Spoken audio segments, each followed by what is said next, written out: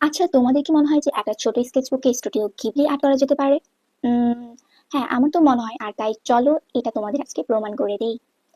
So আজকে করব দুইটা, মানে টু টাইপসের স্টুডিও গিবলি আর্ট। তো চলো তাহলে আমার সাথে তোমরাও ড্র করো। তো সবার আগে ফার্স্ট এর স্টুডিও গিবলি আর্টটা চলো করে ফেলি। এন্ড এটা দেখার জন্য শুরু থেকে শেষ পর্যন্ত অবশ্যই ভিডিওটা দেখতে হবে।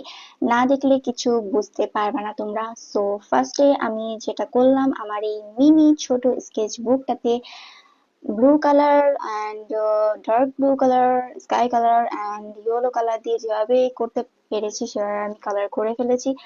অ্যান্ড এই স্টুডিও গ্লিবলিটা দেখলে অবশ্যই তোমরা বুঝতে পারবা যে এত সহজে কিভাবে এত ছোট্ট স্কেচ বুকের মধ্যে স্টুডিও গ্লিবলি আর্ট করা পসিবল। সো কোনো কিছু অসম্ভবের কিছুই না, জাস্ট একটু কঠিন হয়ে থাকে, আবার কঠিনও বলা চলে না। সো আমি যেভাবে করছি তোমরাও সেভাবে করবা, জাস্ট সিম্পল, এটাই আর কিছু না।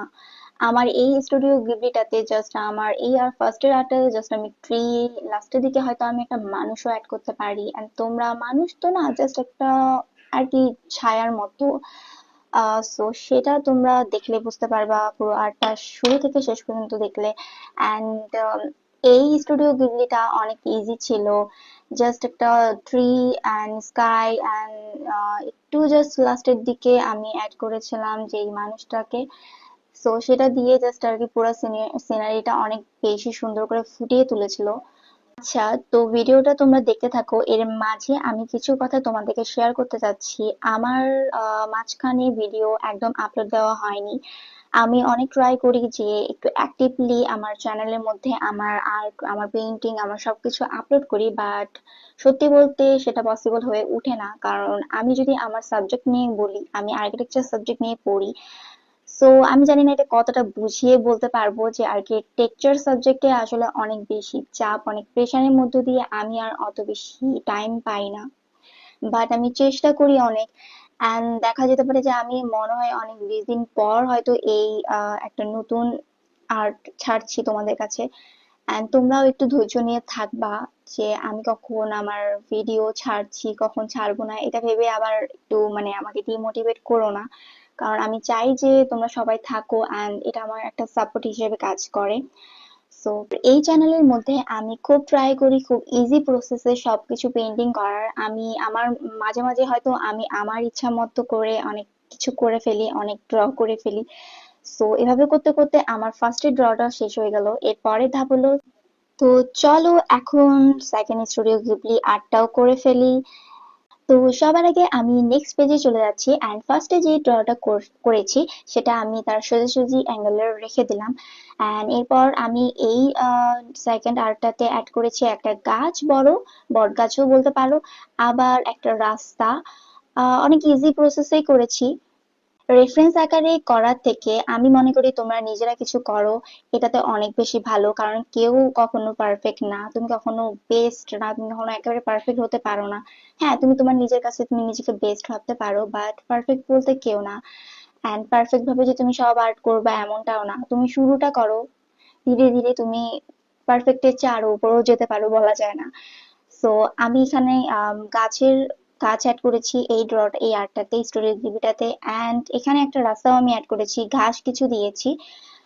তোমরা তোমাদের মতো করে করতে পারো, বাট আমার এই ড্র আর্ট করাটা যদি তোমাদেরকে নিয়ে তোমাদেরকে উদ্দেশ্য করে আমি করেছি। সো অনেক ইজি ভাবে করেছি। তো এই দুটা অবশ্যই তোমরা ট্রাই করে দেখতে পারো। আমি মাঝে মাঝে ভাবি যে যেই আর্টটা আমি ভাববো যে অনেক সুন্দর হবে সেটা আমার উল্টা হয়ে যায়। আবার যেটা ভাবি যে আহ সেটা খারাপ হবে বাট সেটাই বেস্ট হয়ে বসে থাকে। সো আর্টটা করো, শুরু করো, দেন বুঝতেই পারবা যে আর্টটা আসলে কেমন হবে। এটা আগে আগে ডিসাইড করাও যায় না। এন্ড আমার কাছে কেন জানি আমার সব আর্টই অনেক ভালো লাগে, জানি না, বাট কেন জানি সব আর্টই আমার কাছে ভালো লাগে। এন্ড আমি যখন ফিনিশিংটা দেখি আমার আর্টে, যখন শেষটা যখন দেখি, সেটা দেখে আমার অনেক বেশি শান্তি ফিল লাগে। তো এরপর আমি এখানে এই গাছটা ড্র করা স্টার্ট করে ফেলেছি, ব্ল্যাক কালার দিয়ে ফার্স্টে ড্র করে নিচ্ছি। এন্ড তারপর আমি গাছের লতা পাতাগুলা অ্যাড করে ফেলবো। বট গাছ এটা বলতে না পারো, কারণ বট গাছের মতো আমি কোনো আর কি দেইনি দড়ির মতো, আই থিঙ্ক, যেটা আর কি বলতে পারো। আমি এখানে জাস্ট গাছের লতা পাতাগুলোই দিয়েছি, এটা একটা বড় গাছই বলতে পারো। এরপর আমি ঘাসের মতো কিছু ঘাস দেখানোর ট্রাই করেছি। খুব ইজি প্রসেসে, আসলে একেবারে রিয়েলিস্টিক আর্ট বলতেও পারবো না। বাট এটা একটা রেফারেন্সও ছিল, পিন্টারেস্ট থেকে রেফারেন্সও আমি নিয়েছি, বাট আমি একেবারে হুবহু সেখানে করার ট্রাই করিনি। আমি আমার মতো করে আইডিয়াটা একটু নিয়ে আমি আমার মতো করে আবার করার ট্রাই করেছি। সো তোমরাও এটা করতে পারো। অ্যান্ড এভাবে করতে করতে আমি দুইটা ড্র করে ফেললাম, অ্যান্ড তোমরা বুঝতে পারতেছো যে এত ছোট একটা স্কেচ বুকে আসলে স্টুডিও গ্লিপি আর্ট করা পসিবল। সো একটু কারণ এটা আমার মনে হচ্ছিল যে বৃষ্টির টাইম, লাইক বৃষ্টি হবে এরকম, তাই ক্লাউড গুলো আমি একটু ব্ল্যাক কালার দিয়েছিলাম। এন্ড তোমরা আমার নেক্সট ভিডিওর জন্য অবশ্যই ওয়েট করবা। আমার একটু লেট হতে পারে, বাট প্লিজ ওয়েট করবা।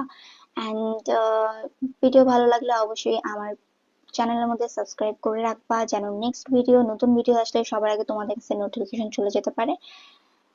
So here my studio Ghibli দুইটা আউট, এন্ড আমি নতুন ভিডিও আবার নিয়ে চলে আসবো। বাই।